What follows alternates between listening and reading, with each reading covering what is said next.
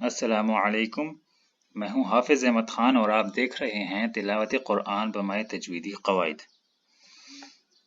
ناظرین، کل کے سیشن میں ہم نے مخرج نمبر 1 سے لے کر مخرج نمبر 8 تک پڑھا، جس میں سب سے پہلے ہم نے منہ کا خلا اور اس سے ادا ہونے والے حروف پڑھے۔ اس کے بعد حلق اور اس کے اندر مزید اور جگہوں کو پڑھا اور وہاں سے ادا ہونے والے حروف کو بھی پڑھا، اور آخر میں ہم نے زبان اور اس کے اندر مزید اور جگہوں کو پڑھا اور وہاں سے ادا ہونے والے حروف کو پڑھا۔ آج ہم مخرج نمبر 9 سے شروع کریں گے، جس میں ہم زبان ہی کی مزید جگہوں کے بارے میں پڑھیں گے۔ تو آئیے اپنا آج کا سبق شروع کرتے ہیں۔ مخرج نمبر 9، جہاں سے حروف طرفیہ ادا ہوتے ہیں، جن میں لام، نون، را شامل ہیں۔ زبان کی کروٹ کے آخر سے نوک تک کا حصہ جب اوپر ایک داڑھ اور دانتوں کے مسوڑوں سے لگے، اس سے لام ادا ہوتا ہے۔ مخرج نمبر 10 پڑھتے ہیں۔ لام کی جگہ سے لیکن ایک داڑھ کم ہو کر جب اوپر والے 3 دانتوں کے مسوڑوں سے لگے تو اس سے نون ادا ہوتا ہے۔ ناظرین، لام اور نون ان دونوں کے مخارج میں تھوڑا فرق ہے۔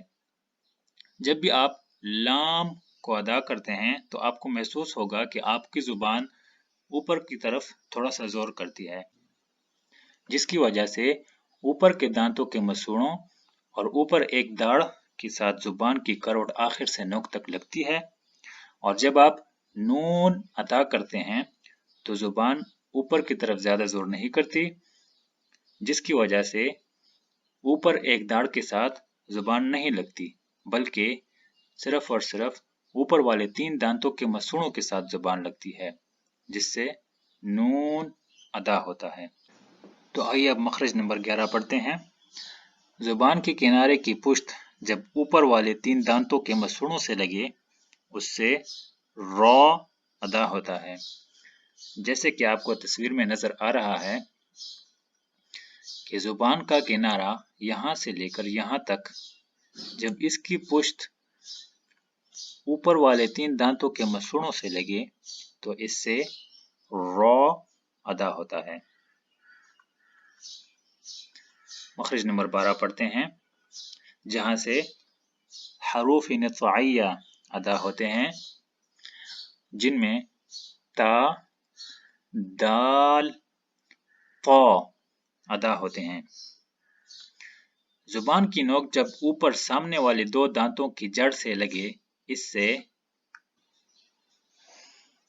تا، دال اور طا ادا ہوتے ہیں۔ جیسے کہ آپ تصویر میں دیکھ رہے ہیں کہ جب زبان کی نوک اوپر والے 2 دانتوں کی جڑ سے لگے تو اس سے حروف نطعیہ ادا ہوتے ہیں۔ مخرج نمبر 13 پڑھتے ہیں، جہاں سے حروف لثویہ ادا ہوتے ہیں، جن میں ثا، ذال اور وا شامل ہیں۔ حروف لثویہ کو ہم نرم حروف کہتے ہیں۔ زبان کی نوک جب اوپر والے 2 دانتوں کے سرے سے لگے، اس سے ثا، ذال اور وا ادا ہوتے ہیں۔ جیسے کہ آپ تصویر میں دیکھ رہے ہیں، جب زبان کی نوک اوپر والے 2 دانتوں کے سرے سے لگے تو اس سے حروف لثویہ ادا ہوں گے۔ مخرج نمبر 14 پڑھتے ہیں، جہاں سے حروف صفیریہ ادا ہوتے ہیں، جن میں زا، سین اور صاد شامل ہیں۔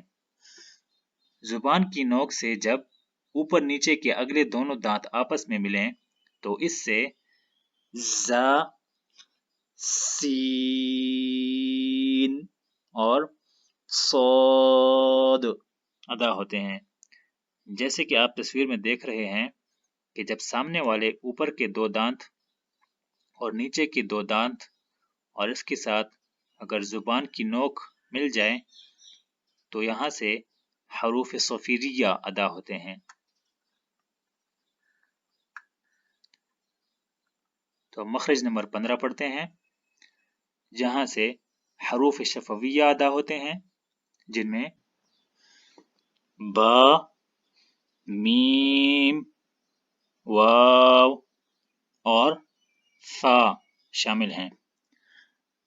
اوپر والے دو دانتوں کا سرہ اور نیچے کے ہونٹ کا اندرونی حصہ اس سے فا ادا ہوتا ہے، جیسے کہ آپ تصویر میں دیکھ رہے ہیں کہ جب اوپر والے دو دانتوں کا سرہ جب نیچے والے ہونٹ کے اندرونی حصے سے لگے تو اس سے فا ادا ہوتا ہے۔ مخرج نمبر 16 پڑھتے ہیں، مخرج نمبر 16 اس میں دونوں ہونٹ ہیں اور اس سے با، میم اور واو ادا ہوتے ہیں۔ وہ اس طرح کے با بند ہونٹوں کے گیلے حصے سے اور میم بند ہونٹوں کے خشک حصے سے ادا ہوگا۔ بند ہونٹوں کو ہم اطباق شفتین کہتے ہیں۔ اطباق کے معنی بند ہونا اور شفتین ہم دونوں ہونٹوں کو کہتے ہیں۔ تو جب بھی اطباق شفتین ہوگا تو وہ دو قسم کا ہوگا۔ نمبر 1، جب بھی ہونٹوں کا گیلا حصہ بند ہوگا جو کہ منہ کے اندر کی طرف ہے تو با ادا ہوگا، اور جب بھی ہونٹوں کا خشک حصہ بند ہوگا جو کہ منہ کے باہر کی طرف ہے تو میم ادا ہوگا۔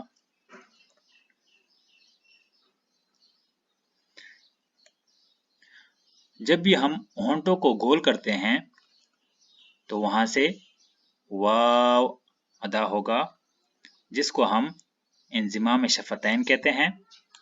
انضمام کے معنی گول کرنے کے ہیں اور شفتین کے معنی دونوں ہونٹ کے ہیں۔ تو جب بھی ہم انضمام شفتین کرتے ہیں تو واو ادا ہوتا ہے، جیسے کہ آپ تصویر میں دیکھ رہے ہیں کہ جب ہم ہونٹوں کو گول کرتے ہیں تو واو ادا ہوتا ہے۔ تو آئیے اب خیشوم کے بارے میں پڑھتے ہیں، جو کہ ہمارا مخرج نمبر 17 اور آخری مخرج ہے۔ خیشوم یعنی ناک کا بانسا، یعنی ناک کی جڑ، اس سے غنہ نکلتا ہے۔ جیسے کہ آپ تصویر میں دیکھ رہے ہیں کہ ناک کا بانسا ہم کس کو کہتے ہیں؟